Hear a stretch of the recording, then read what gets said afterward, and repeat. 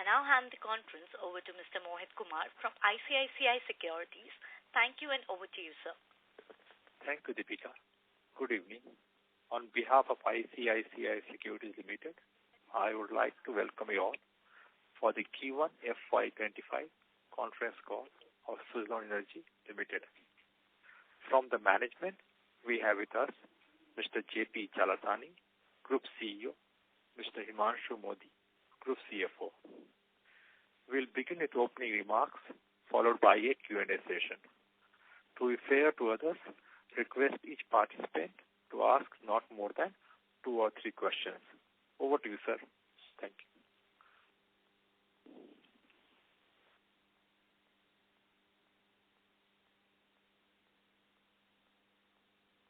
Earnings call. I hope you had an opportunity to review our results and investor presentation. We will now share with you an overview of the industry, and we will walk you through our Q1 FY25 performance. We will then take your questions.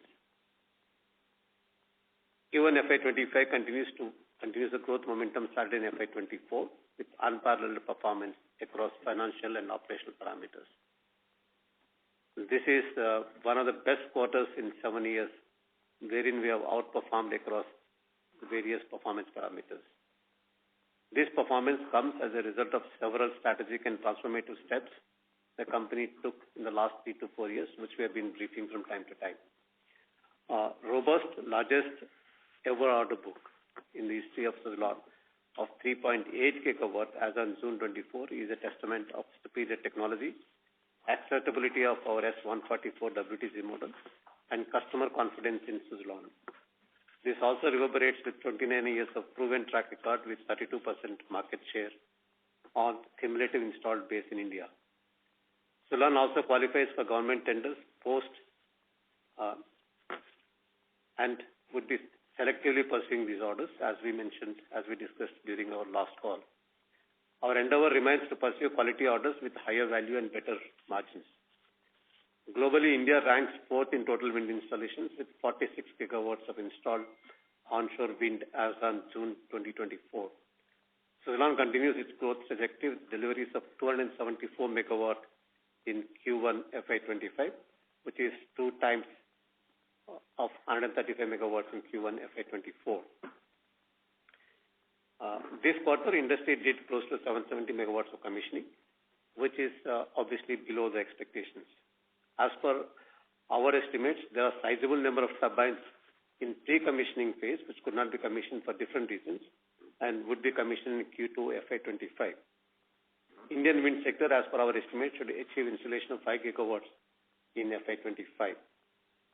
Our OMS business continues to do well with 14.8 gigawatts capacity in India, with the machine availability ensured above 96%.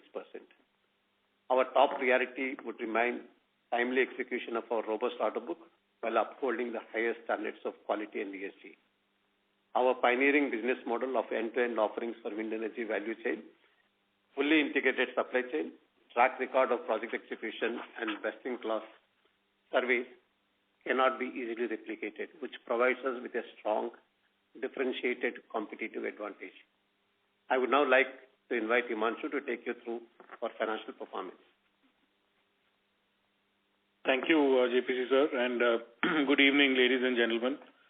I shall be using slide number 16 to 23 of our investor presentation, which is now available on our website as the reference point for our discussion during this call.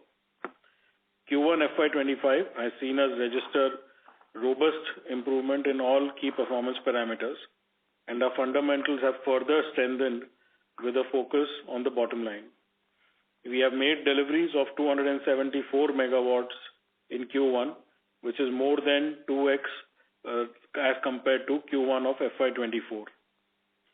On the P&L front, Q1 FY25, there has been a renewed focus on our bottom line, which has resulted in a revenue of 2,016 crores in the quarter, witnessing an increase of 50% on a year-on-year basis. Consolidated EBITDA of the company stood at 370 crores, which is up by more than 86%, and with an EBITDA margin of 18.4% on a consolidated basis. PAT for Q1 FY25 increased by 200% or almost 3x to about 302 crores in the quarter. This has made us register highest quarterly EBITDA and PAT in almost about 7 years. We are also pleased to report that our balance sheet as of June 2024 demonstrates a further position of strength with a consolidated strong net worth of 4,253 crores and a net cash position of 1,197 crores. The last 1 year in FY24 has been a year of financial turnaround for us, whereas we focus on our balance sheet and also putting in place the working capital for the company. We would like to reiterate that Suzlon is well positioned for the growth and sectoral leadership to participate in the India energy transition, with FY25 being a focus of performance on the P&L side and working capital side in the company. Needless to say, we shall be focused on best-in-class product with our in-house R&D team. Our fortified financial position with optimized cost structure shall continue and be a focus area for us. Largest ever order book, as JPC sir just mentioned, with a strong pipeline in active discussion. A supply chain that's fully geared up in line with our order book commitments to our customers, and a regained confidence of all stakeholders, including financial and also suppliers and customers, and a strong bench strength with the management team that has a renewed zeal to deliver. With that, I'd like to conclude my presentation, and we can open the floor for any question and answers that the callers may have. Thank you. Thank you very much. We will now begin the question and answer session. Anyone who wishes to ask a question may press star and 1 on their touch tone telephone. If you wish to remove yourself from the question queue, you may press star and 2. Participants are requested to use handsets while asking a question. Ladies and gentlemen, we will wait for a moment while the question queue assembles.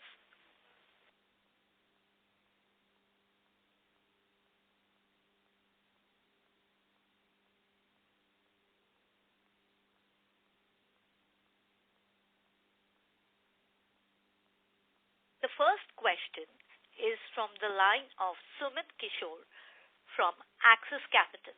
Please go ahead, sir. Good evening. My compliments on a robust Q1 performance. My first question is, could you spell out the reasons for improvement in the WTG contribution margin in Q1? We've also noted that your project or segment mix has shifted more in favor of captive C&I retail, even on a sequential basis now almost 2/3. Is the pricing better in this segment versus state or central bids? That would be my first question. So Sumit, hi.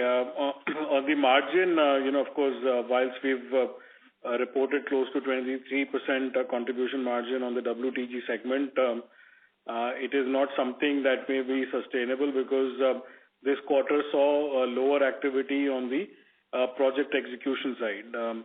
So whilst, from a readiness perspective, we had about 230 megawatts of turbines ready on the ground for commissioning, but we did only 70 so far because the balance 160 megawatts lies in the scope of our customers, which is out of our hand.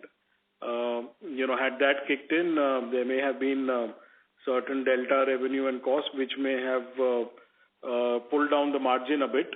But having said that, needless to say, still the margins would have been in the late teens or maybe around the 20% vicinity. So that's the answer to your first question. On the second one, the mix, of course, is what it is between CNI and IPP. But in terms of our average selling price to the both class of customers, it is pretty similar. There is no visible differentiation in pricing across customer class. Got it.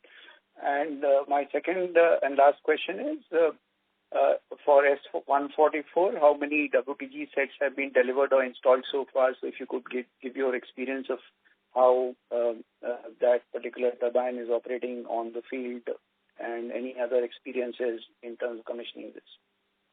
We commissioned close to about 100 megawatts as of now. So everything is in line or better than what anticipated in terms of our design parameters. And in fact, we are also now going through the high wind season, so to establish further. We have not seen, everything has been smooth, touch wood, and better than what was expected in terms of the design power curve. Okay. Thank you and wish you all the best. Thank you. The next question is from the line of Amit Pinde from Morgan Stanley. Please go ahead. Hello, sir. Hello. Hi. Hi. Hello. Yeah, sir, so I had two questions. One, with your plan to change the timing of your merger, so is the qualification to NTPC getting affected because of that?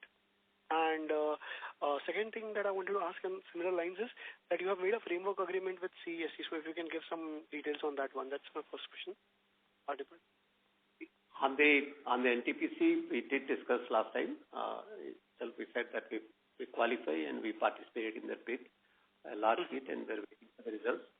And we will continue to participate in other public sectors as well. So we have no restrictions related to participation. Without this merger procedure happening, still you are eligible for NTPC bids. Okay, great. And on the CESC CESC, this is a framework agreement which was announced by the CESC. As far as we are concerned, as and when some of them get rectified into a definitive agreement, as per our policy with confirmed advance, we will keep announcing. Any indication on the size of the framework agreement that you can? Any framework agreement is substantial quantum. So therefore, let's leave it there. But as far as we are concerned, we are not considered that in our order book. Right, and we will only consider in our order book as and when each segment of the framework gets converted into a firm contract with an advance. So therefore, this is not part of our 3.8 gigawatts what order book we have announced today. Got it, sir. So, and the other question that I had was, if you can help us understand how your deliveries would shape up, because now captive and IPPs are increasing more than the bids. So then would the delivery timelines be faster? And can we expect a ramp up in the near next 2-3 quarters? Second portion I can't say. That looks like a guidance for the thing. But the deliveries would depend upon whether it is an IPP or it's C&A, anyone on this, is with respect to the readiness of site. Okay. Like, you remember last time we discussed that the reason why as a country we are not able to move forward much quicker is the execution challenges on the ground. And as Himanshu expected some time back, in fact, our commission capacity would have been 230, not 70. So, but that balance 160, we could not connect to the grid. While turbine is pre-commissioned, everything is ready, either because the client's connectivity is not there or client's BOP, in terms of certificate system, things are not ready. So if we add that 160 to 770 of countries, then country also would have been around 930, and our share would have been at 25%, which is what normally we've been maintaining. Right. So it all depends. It's nothing to do with this, right? Like, for example, NTPC awards the BOP contracts in advance. Okay. Then after a time gap, they award for the turbines, like what we participated now for those projects. BOP is already awarded by them. So therefore, expectation is that in that case, the preparation is much better. The supplies would be much quicker. Right. So it depends upon each quarter what mix of projects are scheduled. Based on that is the acceleration happens. If the supply is not an issue, once again I'm underlining supply is not an issue. Issue would be the readiness of the projects to operate. Readiness of the projects, yeah. Right. So just on this one, so your realization of revenue for the bit of the installation part would still be left unrecognized, right? Yet? So that would get recognized when the installation happens for this 160 megawatt. Yes, that's correct. Right? That's correct. Okay. Right. And the last part that I want to understand is the penalty that notice that was you had put out a press release 3-4 days ago of 20 million. So that one, would we recognize that in our income statement in this year as a cost or in this quarter? Or would you be recognizing it after contesting? No. We'll only recognize it only once as and when it fructifies. Right now it is, you can say at best it's a contingent liability, but it is not fructified. We'll, of course, once we've received those notices at our end, we'll be, as a company, defending the notices, and only as and when it is paid or fructified is when it will go through the P&L. All right, got it. So currently no provisioning or anything would not be made for that 20 crore rupees? No. Okay, got it, sir. Those are my questions. Thank you. Thank you. Thank you. The next question is from the line of Rohin Bherwani, Vijit Global Securities Private Limited. Please go ahead, sir. Yeah, thank you for giving me the opportunity and congratulations on a great set of numbers for Q1 FY25. Just wanted to understand the reason for decline in revenue for operation and maintenance. Quarterly, there's a decline of around 50 to 70 crores. Yes, hi, Rohit. So the reason, because in Q4 of FY24, where our revenue was a little over 500 crores on the O&M side, there were certain one-time billing on VAP and VAS sales, plus certain contract renewals that got delayed during the year, which was all booked at the time of Q4 before the financial year end. That caused a fillip or an increase in the Q4 revenue of OMS. Certainly that is not a steady state revenue, so you should not annualize Q4 FY24 revenues as steady state. What you see in Q1 FY25 and also other similar quarters is what you should take as annualized revenues, other than any VAP, VAS sales that we do during the year. Okay. And just wanted to understand the timeline between commissioning of a wind turbine and by when does the operation and maintenance of that coming into the business. Let's say you have done 274 megawatt in this quarter. So around by when can we expect the O&M of this to start coming? So there's a difference. I'll just make a small correction. We've done deliveries of 274 megawatts in this quarter, but what is commissioned is 70 megawatts.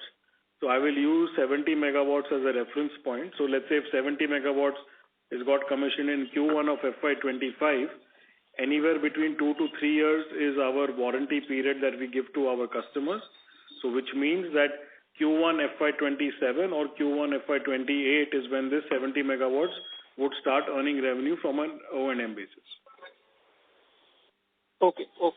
Thank you so much and all the best for your upcoming quarters. Thank you. Thank you. The next question is from the line of Ashish Upangalwar in WestQ. Please go ahead, sir. Yes. So we've come a very long way in the last 1.5 years in terms of the entire turnaround of the business. Congrats on that. So just to understand the addressable size that Suzlon can achieve, we have all the targets that the government has laid down for itself in terms of 10 gigawatts a year and private as it is going on. So for us, from here, where do we see the best case for us? Because execution on the ground remains different from government side plus the issues on the evacuation side. So just some idea on that will help us frame our thoughts on that.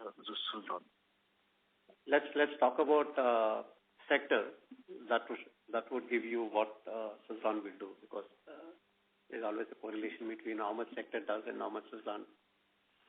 This year we are expecting anywhere between 5 to 5.5 gigawatts is what country will do compared to 3,250 what we did last financial year.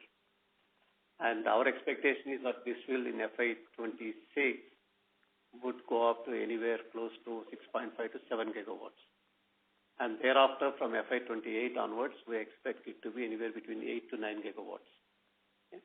Why we are saying this, also the reason is that one is gradually we hope these hurdles on the ground will get removed because more and more capable people are coming in, and then there are some advanced actions being taken on the land.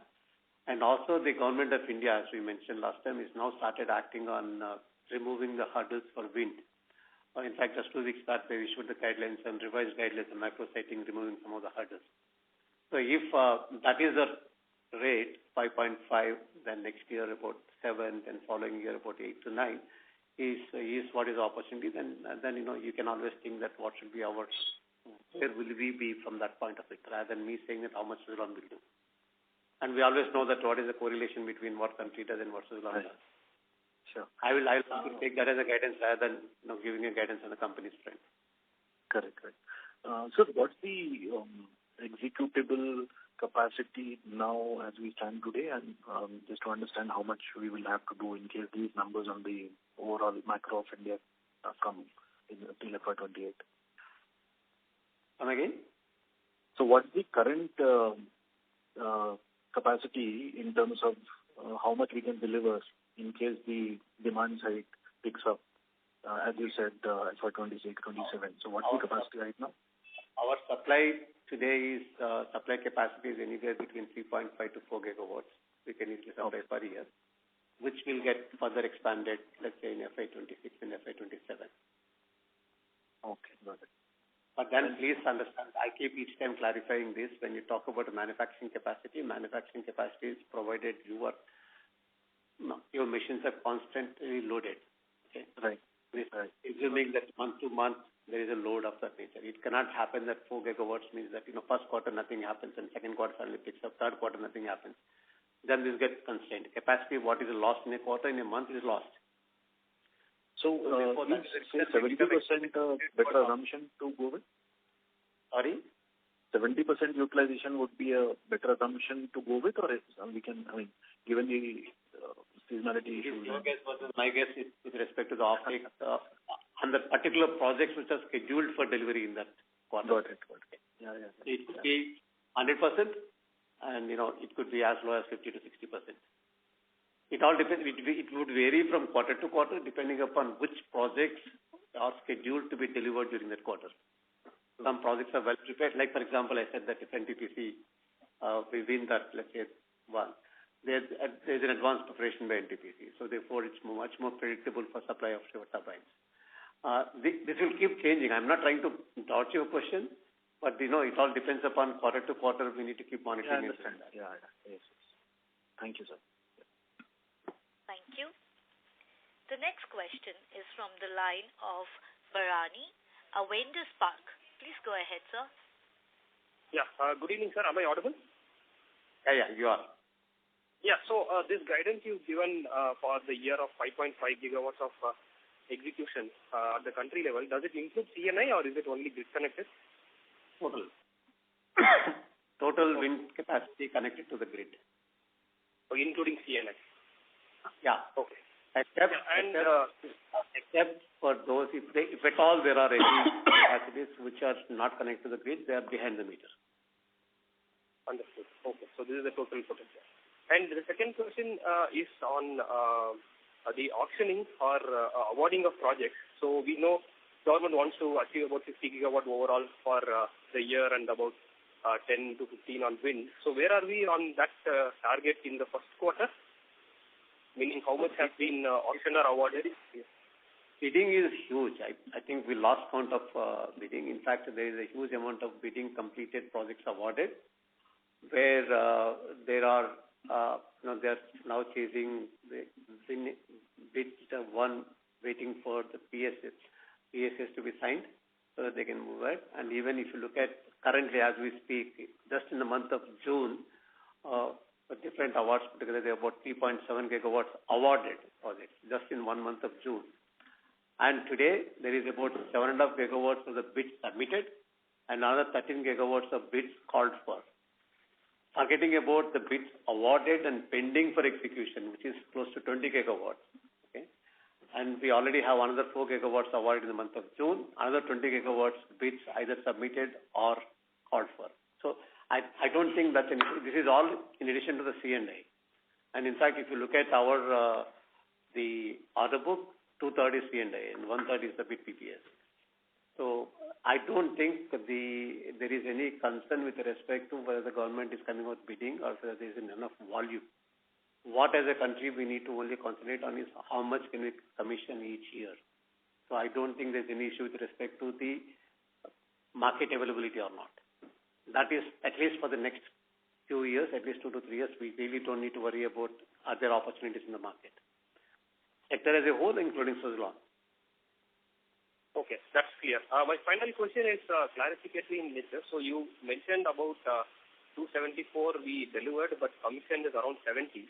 So that means the revenue is recorded for the entire 270 while the cost is recorded only for the 70. Is that how to understand that? No. So the revenue is recorded for the entire 274, and the COGS also is recorded for the 274 entirely. For the 70 megawatts commissioning, the correspondent revenue and costs are recorded. Whatever is not commissioned, we are yet to recognize costs or revenue associated with it. And also, please be clear that this 274 and 70 has no linkage. It's not that the 70 megawatt is what is out of this 274. Yeah. The turbines could have been supplied even a couple of quarters back and commissioned now. So therefore, these two are independent of each other. On a quarter-to-quarter basis, you can't compare supply versus COD. So there's a time lag between supply and the commissioning. Yeah, that is very clear. Thank you for answering, and all the best. Thank you. The next question is from the line of Nikhil Abhyankar, ICICI Securities. Please go ahead, sir. Thank you.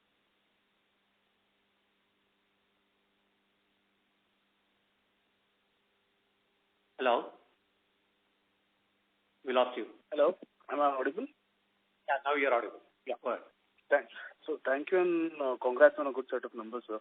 So, sir, can you just elaborate on what exactly are these difficulties that we are facing in execution? And after that, I'll ask my follow-up on that. No, it is not, when it's talked about execution, it is nothing to do with Suzlon. I'm talking about as a sector. The reason why we are not able to go up to 8 gigawatts, 9 gigawatts is fundamentally the two reasons, we can say.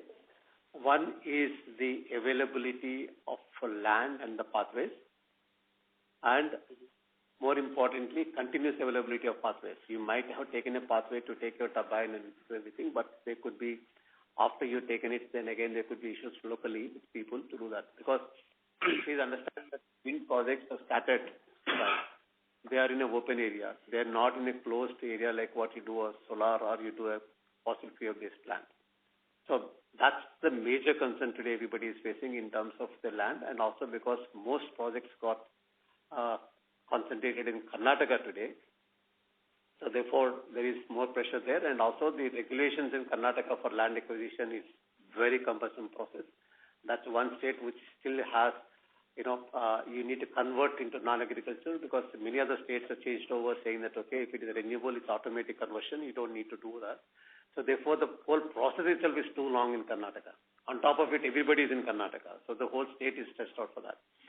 That's one reason. Second reason why we are seeing execution is in terms of connectivity is one reason, where the substations, there are timelines to come in. Sometimes there is a delay, in the substation coming up by a few months, so therefore that gets delayed.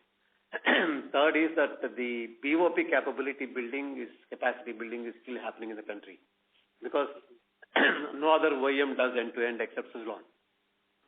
And even in our case, only 1/3 is EPC, the balance 2/3 is not EPC. That means we're not doing end-to-end. The third-party BOP capacity building is still happening, so therefore they're seeing the delays in execution of BOP, not at the speed at which is expected. So these are three major reasons why we are struggling for capacity addition. But as I said some time back, there are different actions being taken in all these areas. We are gradually seeing, in fact, our opinion is that there is significant amount of capacity which is ready for commissioning even in the Q1, not just hours of 160 in total, which would come quickly onto the grid in Q2. Right. And so, just a follow-up on that, so how does the payment cycle work for all these orders? Is the payment done after a certain credit period of the supply or after the installation of the turbines? So there are various milestones that are defined in our agreement, right from advance at the time of execution to dispatch of various components of the turbine and the turbine components reaching upon site.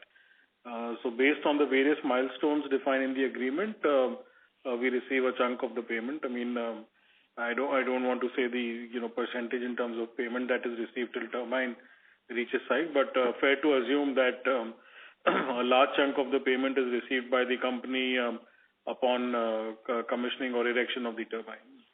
Also, please understand our supply contract is different from installation contract. These two are independent contracts. So, in supply contract, you have independent payment terms, but there could be some payment linked to the commissioning. As and when commissioning happens, even if that is a separate contract. So, supply contract runs independent of installation. That's a separate contract. And in fact, if we have a full EPC, there again, POP contract is independent. Understood. And if we're doing land contract is independent. These all contracts are independent. They don't talk to each other in terms of LDs or anything. Payment terms are. Okay. And so, just a final question. A global peer is looking to sell its India business. So, will we be looking to acquire? First part of it, are you looking at it? We are looking at it. It's like everybody looking, we are looking at it. Are we looking at it to acquire? I don't think so. That's let's see that what happens. Okay, sure. There is no definitive answer of yes or no for that. Understood, sir. Thank you and all the very best. Thank you so much. The next question is from the line of Dhaval Doshi, Diamond Asia. Please go ahead, sir. Congratulations on a good set of numbers. I'm sorry if I would have missed this point, but can you just touch upon what is the current pipeline looking at in terms of the bids that we've submitted?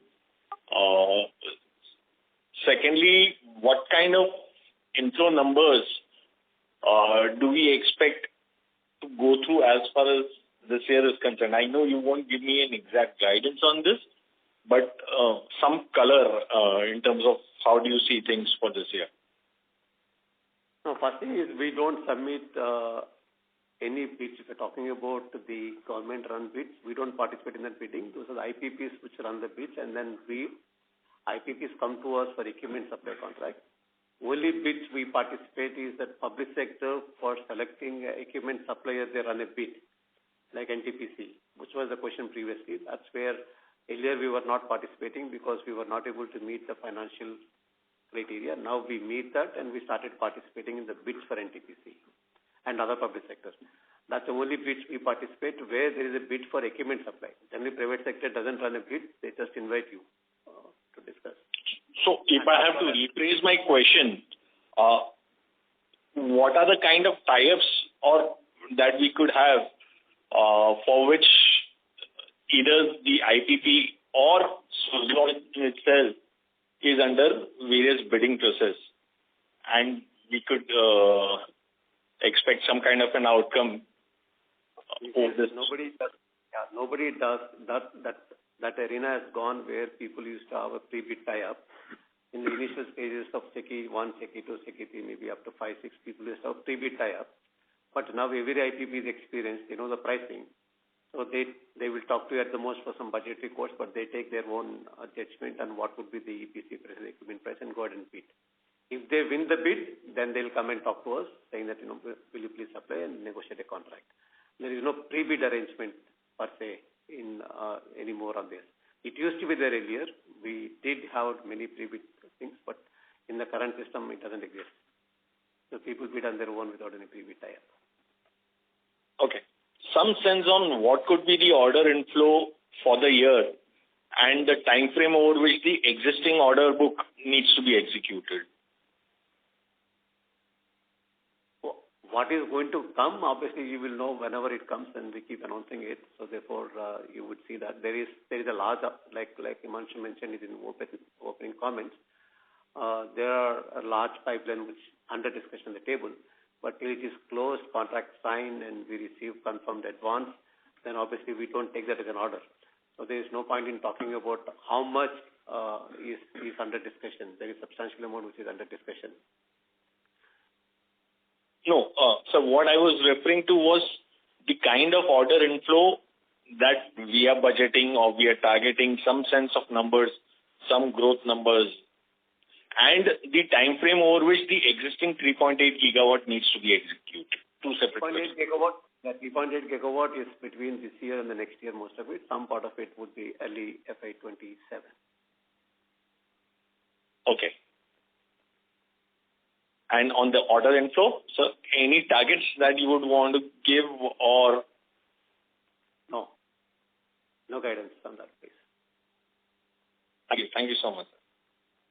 Thank you. But again, as I said, that just to reconfirm, orders need not be monitored currently. So there are enough orders. It's a question of how much we want to pick up, and that is the reason in the opening comments we also mentioned that we are looking at orders where we think as a confirmed offtake would be there in the given definitive timeline. Our offtake will always be there, but is there a definitive timeline, and what is the quality of that order? That's important for us now. Okay. So can I squeeze in one more question if it's okay? Yeah, go ahead. Yeah. You mentioned the executable capacity that we have is close to 3.5 to 4 gigawatt, right? Was that number correct? Manufacturing capacity. Manufacturing capacity. We asked about manufacturing capacity. And we're looking at expanding this probably in FY26. What would that capacity be, sir, the expansion? We are looking at, obviously that would, again, you will indirectly draw how much we are targeting the orders. So therefore, let's leave it there. We are expanding it. So once the expansion is completed, we will let you know what capacity we are for FY26. Okay. Thank you. Thank you so much, Mr. Doshi. The next question is from the line of Dhruv Muchal, HDFC AMC. Please go ahead, sir. Yes, sir. Thank you. So just one clarification. You mentioned that the developers no longer do pre-bid tie-ups. So does the assessment of what PLF they will generate, kind of wind profile, that's all independent by them, and then they select the equipment which they have to? Is that how it works? See, they generally what happens is that people are now, some of them are developing their own sites. Okay, some IPPs, obviously they know what is the PLF likely to be there based on the wind data if they have it. There are one set of IPPs all alike. Second set of IPPs, they don't finalize with you, but they sit with you, or maybe they'll sit with a couple of more suppliers and then ask a budgetary quote saying that, do you have a site? What would be the budgetary quote? But not finalize, firm up the order. So they will take some sort of a thing from the market test and then go ahead and do it. Okay. Got it. Understood. Because most of the people today are, doing multiple projects. They've been in the sector, so therefore, experience for them is much different today. Sure. And the second question was on the contribution margins. So probably a bit early, we have started delivering the new turbines. But do we still stick to our guidance? I think the numbers are relatively better than what we were guiding. So, but do we still stick to the guidance of, I think, 90 lakhs per megawatt? Is that does that remain, or do we see an upside to that number based on the run rates that we are achieving and based on the actual deliveries now? So, we're maintaining that, our average selling price is, close to about, average is about 6 crores per megawatt. It, of course, differs quarter to quarter. And based on our margins, which we've said is, mid to late teens, whether that's 90 lakhs or close to a crore, would be the contribution margin. So, if we sort of end up doing, of course, 20% margins on a ASP of about 6 crores, that's about 1.2 crores. But, there may be a playoff where, we may be a little shy of 6 crores, but we would have improved margins. So therefore, I don't want to comment on 90 lakhs or 1 crore or whatever that number is, but that's where we are. Okay. So ideally, we should look at it on a percentage basis. Is that the right way to think of it, or should it be absolute, the way it works? You should look at it as a percentage basis of our, overall revenue. Okay. And say, for example, if I look at the revenues right now for the quarter, if I just do a division by the deliveries, it's about 5.5 crores. I understand it will never be, the installations and deliveries will never be exact, but assuming the installations were also done equally, what the realization number would have been? I'm just trying to understand. You mentioned the contribution margin would have been 20%, but what the realization would have been? No, so as I said, 20% was just math that I walked you through. I'm not saying that it would have been 20%. Around that number, yeah. Yeah, around that. So, and in terms of calculations, of course, if you see our average selling price over the quarters, it's been a little shy of 6 crores. So anywhere between 5.8 to 6 crores has been the average, which is what is about close to 5.5 crores in Q1 this year. So of course, had the commissioning happened to a larger extent, for the 160 shortfall, we would have got close to the 5.8 to 6 crore average. Got it. And this last question is, what are the deliveries that we have done cumulatively? What are the installation spending for our deliveries? You mentioned that system has a lot of this gap, but how much is this for us? Our turbines, including whatever the latest deliveries what we have done, there would be anywhere close to about 800 megawatts is what is pending for commissioning. So about close to 700 megawatts. So 720 megawatts to be precise is what is pending uncommissioned cumulative out of all the deliveries, including the deliveries this quarter. Yeah. So 700 megawatts which have been delivered to the site, but pending for just the grid connection and related. No. We didn't say that. 700 is delivered. Some of them is still to be. This 273 which has gone, many of them may not even been erected. So there are different stages. Okay. What we talked about was only the 230 megawatts out of this, which we erected and pre-commissioned all the things. Only 70 megawatt has been done. So in the 770, 160 megawatt is what you can actually count as the turbines, which are ready for commissioning but could not be commissioned because of the constraints in the 720 megawatt. Got it. Makes sense. Got it. Thanks so much and all the best. Thank you. The next question is from the line of Vivek Surekha, individual investor. Please go ahead. Hi, thanks for this opportunity. I'm audible? Yeah. Please go ahead. Yeah. So, sir, just one question on the OMS side. Are there any plans to list this separately and capitalize on the current scenario? No, there are no such plans. Okay. Thank you. Thank you. The next question is from the line of Yash, Stallion Asset. Please go ahead, sir. Hi, sir. Thanks for the opportunity. So my question is that I think you've made 8% EBIT margins on your WTG segment this quarter. Do you think we have scope for improving the margins further, or this is a sustainable level?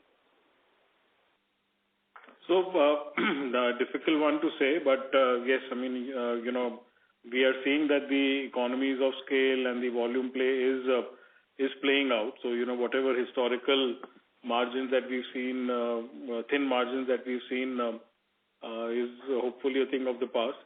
So, our sense is that, these EBIT margins close to this region should be able to play out over the next few quarters. Sure. And I just wanted to confirm this again. So you're targeting 5 to 5.5 gigawatt order book this year. Is that what I heard right? Sorry, I was just joined late in the call. We said that as a country, we will be adding 5 to 5.5 gigawatts of wind capacity this year as a country. Okay. And you'll maintain your market share of over 30%, or is there a scope to increase that further? If I say that, I'm giving you the guidance anyway. Let's hope so. Okay. Thank you. Thank you so much, Mr. Yash. The next question is from the line of Neha Menon, NVS Brokerage Private Limited. Please go ahead, ma'am. Good evening, sir. Congratulations on your performance. Thank you. Wanted to get some... Hello? Yeah, please go ahead. Yeah, just wanted to get some clarity again on... So regardless of the order book that we have each year, what is our annual installation target, or you may say average installation capacity?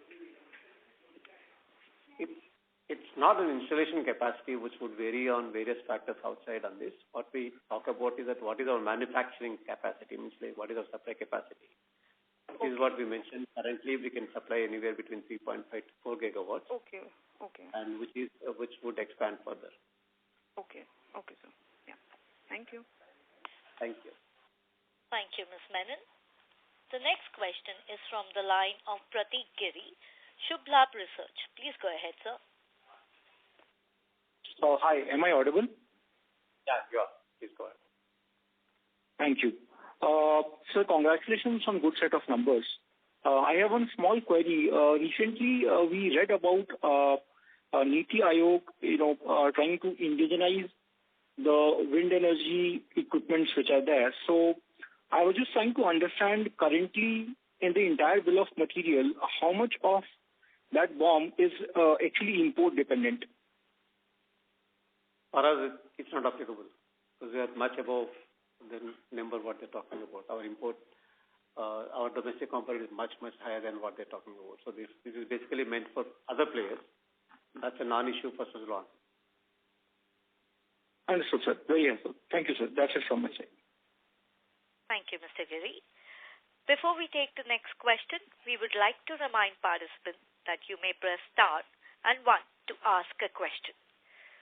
The next question is from the line of Preet Nageris, Wealth Finserv. Please go ahead, sir. Yes, hi. So the question, sir, I wanted to better understand is that you were saying there's a huge C&I pipeline, and you mentioned something between 15 to 20 gigawatts of that pipeline. So can you tell me what is the driving factor which is leading to such a demand? No, the 15 to 20 gigawatt, what I mentioned was the bids invited by the government agencies. Okay. So that is what is the number what I talked about. So obviously, if you look at on the wind capacity side, currently we're at 46 gigawatts. So the requirement to meet on the least cost option, the demand projections for 2030 on a least cost option is wind has to reach 100 gigawatts. So there is a 54 gigawatts of capacity addition has to happen in the 6-year period. So therefore, to meet that is what government is actually planning everything. Because if you want to meet by 2030 that much of it, most of it should be awarded, let's say, if that is FY30, so FY28, you should complete all the awards. So I think our expectation is that awards would be completed even much before that. So, but then depending upon the execution, like last time we mentioned, if not 100, our expectation is we will reach somewhere 90-95 gigawatt definitely by 2030. Okay. So, but the CI component is also very strong. So what is driving the CI? C&I component is the simple reason C&I is raising is that most of these large industries want to move away from fossil fuel if they already have a fossil fuel captive capacity, or they are right now driving the grid into a captive capacity. People are switching over from fossil to renewables because one is the tariff arbitrage compared to the fossil, because you know that any one of them, if they have a coal-based capacity, that coal is very expensive for captive plants. They need to buy the coal in the e-auction. They don't get the linkage. So therefore, arbitrage is one, and number two is that if you need to export your product outside of India, so this is now becoming more and more restricted that your product has to be green. So mainly the tariff arbitrage, but otherwise also their own targets for carbon footprint. That's why C&I. In fact, if you see that not just here, everywhere it's happening. Even if you look at US, the largest capacities signed today are by people like Google, Meta, and Amazon and type of people. So gigawatts and gigawatts of capacities of PPAs they're signing there to buy. So it's a global phenomena where everybody is working on this. And the tariff arbitrage is anyway helping. I see. And sir, how do you see the impact of pump storage or hydrogen projects or battery-enabled storage solutions? How does that help out for wind projects? If you can share with me. See, the pump storage, it's nothing to do with the hydrogen. Hydrogen can also help, but also what we are now moving is that from individual solar and wind we move to the hybrid. And from the hybrid now we are moving to the round-the-clock, what is called the firm and dispatchable renewable energy. That means instead of intermittent power supply, the renewable energy, if you want to compete and replace fossil fuel, should also be able to generate on demand the way the fossil fuel generates. So therefore, in the fossil fuel, what happens is that you give your capacity on a 15-minute basis and you respond to the demand on a 15-minute block basis. So now the similar thing is what the bidding is happening in renewables, where you need wind, you need solar, plus you need the storage. Current options for storage could be either the battery or the pumped storage, or could be any other way. But having said that, because of this storage system because we also need a stable power supply for hydrogen. It also helps the hydrogen sector. But it's more pumped storage, or the storage is basically to make renewable into a, not an intermittent power supplier, but supplier on demand 24/7. I see, sir. So you feel that all these initiatives are basically an enabler for the wind sector as well? Sorry? Come again? You say that all these initiatives and technologies are also enabling the demand in the wind sector?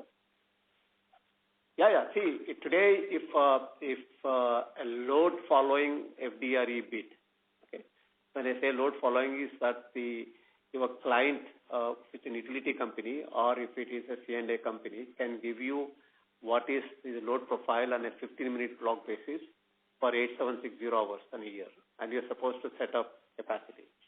If your PPA is for 200 megawatts to supply, on this basis, your wind capacity concerned requirement would be anywhere between 2.1 to 2.4 times. So that's the extent of wind capacity what you need to make the power on an FDRE basis. So if it is only the peak, not the load following type of FDRE bids, then it would be anywhere between 1.4 to 1.5 times. So today, what is happening, why wind has to grow, is that every single project what is being executed or what is being bidded out are a combined projects of wind solar or wind solar and storage. So therefore, the project can only get commissioned provided wind also gets commissioned, because it's an integral part of a project.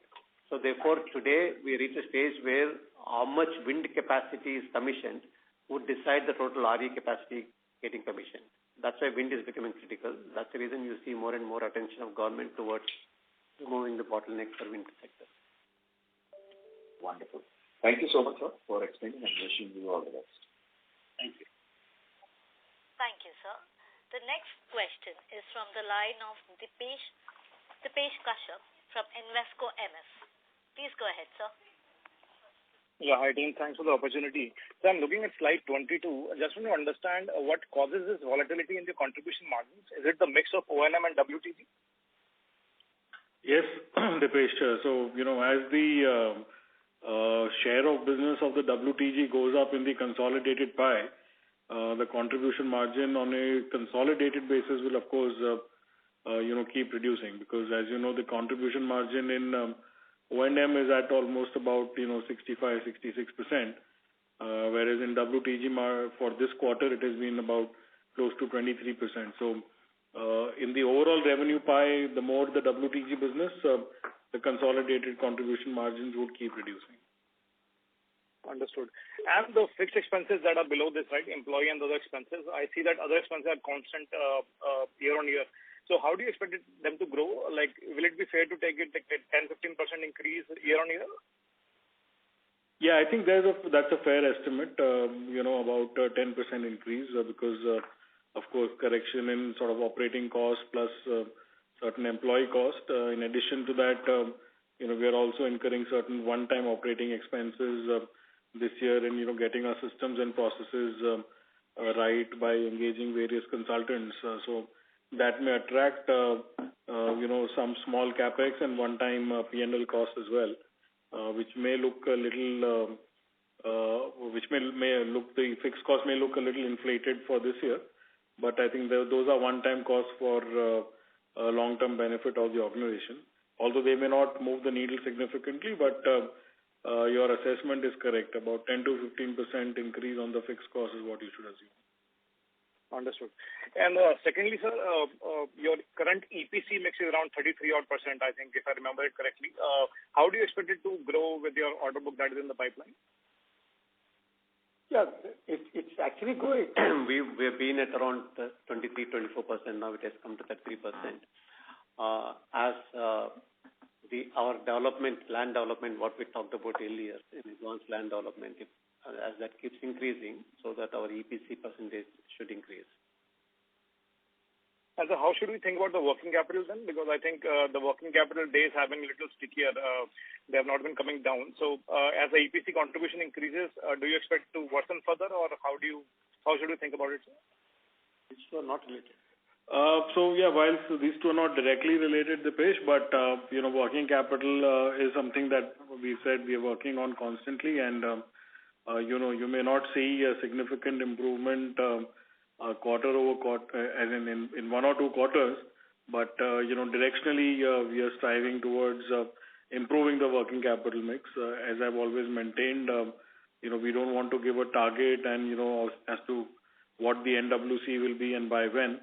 But rest assured, we are working on optimizing the working capital mix for the company. Got it, sir. Thank you and all the best. Thank you so much, Mr. Kashyap. The next question is from the line of Manoj, individual investor. Please go ahead, sir. Congratulations for the good set of numbers. I have a couple of questions. One is regarding the exit of Siemens Gamesa.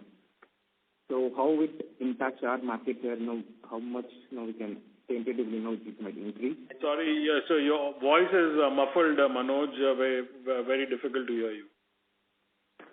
Is it better now? No, we cannot hear you. Is it still? Yeah, now it's better. Let's try one time. Yeah.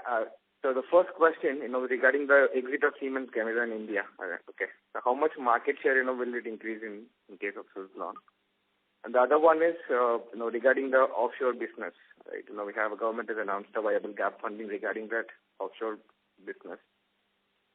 So, can you throw some light on the offshore development project? How are we going to develop that in the future? Siemens Gamesa will not have any impact on our market share because we were never under pressure because of them in the recent past about market share. So therefore, I don't think anything is going to happen because of their exit. As far as the turbine supplies are concerned, okay? I'm not talking about the service business. I'm only talking about the supply business. As far as the offshore is concerned, yes, there is a 1,000 megawatt viability gap funding, but these projects bidding and ultimately actual execution is 4 to 5 years away. So therefore, right now, for the immediate future of next 4-5 years, the offshore is not going to move the needle for Suzlon.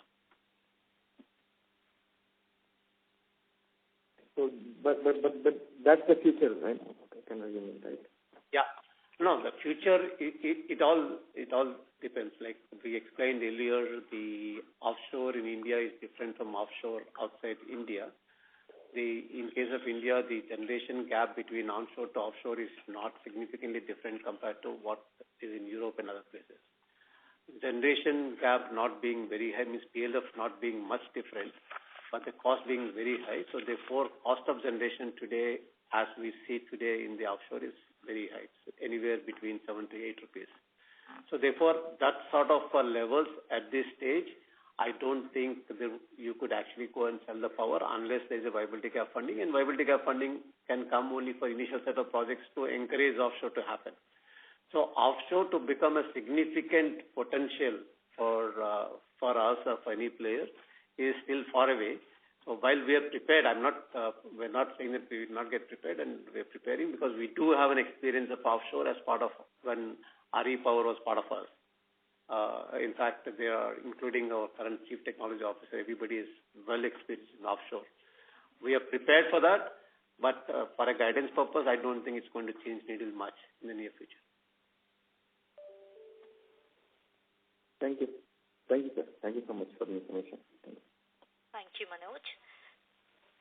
The next question is from Sumukha Jamandi, which will be the last question for the day. Please go ahead. Hi, good evening, everyone. Thanks for the opportunity. I've been a long-term investor, retail investor for Suzlon. It's good to see the comeback from Suzlon from pre-COVID era to post-COVID era. Having said that, on a slightly negative tone, please excuse me if it's a repetitive question. Suzlon has been receiving a lot of penalty from the customs, etc. So what has been done in this regard to prevent this from happening? I understand they will be appealed in courts. And just a follow-up on that, has the appointment of the legal firm Kaitan been finalized? Thanks a lot. So hi, let me take both the questions. So far as penalties are concerned, of course, a lot of these relate to the past. So at our end, we are now working internally to make sure that all our systems are automized and it's system driven so that there is no room for any human error, and such penalties are at least minimized, if not totally eliminated. So that is the endeavor where we are working on is installing all the relevant softwares, ERP tools, and sophisticated tools that are available on whether it's GST, any indirect taxes for that matter. But having said that, I just want to add is that it is not something suddenly increased.